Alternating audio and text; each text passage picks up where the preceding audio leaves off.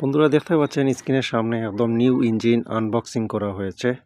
তো এটা হচ্ছে গিয়ে আমাদের ডিএফ বিল্ডার্সের একটি 16 এইচপি চায়না ডিজেল ইঞ্জিন।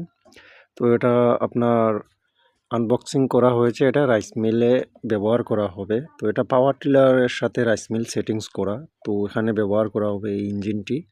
তো এটা নিউ মডেল দেখতে পাচ্ছি, আমাদের এলাকায় এরকম নেই, এটা এই প্রথম আসছে। তো এখন ইঞ্জিনটি আমরা সেটিংস করেছি, এখন স্টার্ট করা হবে। তো দেখুন আসলে নিউ ইঞ্জিনের সাউন্ডটি কেমন হয়েছে।